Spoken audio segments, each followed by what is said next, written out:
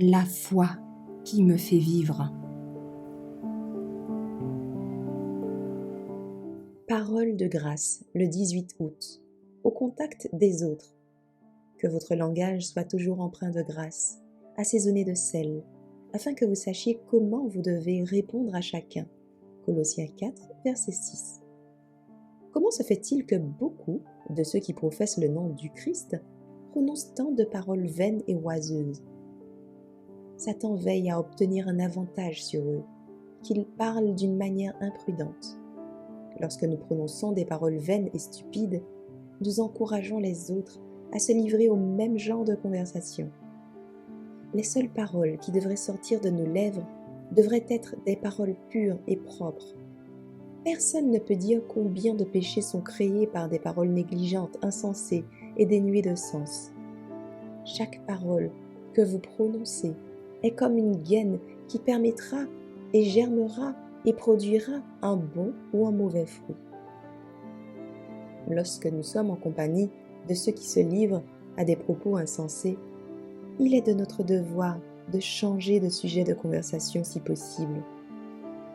Avec l'aide de la grâce de Dieu, nous devons discrètement laisser tomber des mots ou introduire un sujet qui transformera la conversation en un canal profitable. Dieu, veut que nous soyons joyeux, mais pas insouciants. Il dit à chacun d'entre nous, « Mais comme celui qui vous a appelé est saint, soyez saints en toute manière de conversation. » 1 Pierre 1, verset 15. Dieu veut que nous soyons heureux. Il désire mettre sur nos lèvres un chant nouveau, une louange à notre Dieu. Lorsque vous prenez la main d'un ami, que la louange à Dieu soit sur vos lèvres et qu'elle soit aussi dans votre cœur. Cela attirera ses pensées vers Jésus. Comme le Sauveur serait heureux d'entendre ses disciples parler de ces précieuses leçons d'instruction et de savoir qu'ils ont un goût pour les choses saintes.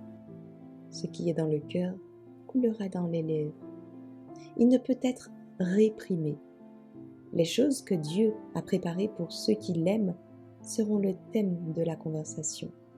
L'amour de Christ est dans l'âme comme un puits d'eau qui jaillit dans la vie éternelle, envoyant des ruisseaux vivants qui apportent et joie partout où il coule. Nous perdons beaucoup en parlant pas davantage de Jésus et du ciel, l'héritage des saints. Plus nous contemplerons les choses célestes, plus nous verrons de nouveaux plaisirs et plus nos cœurs seront remplis de reconnaissance envers notre Créateur bienfaisant.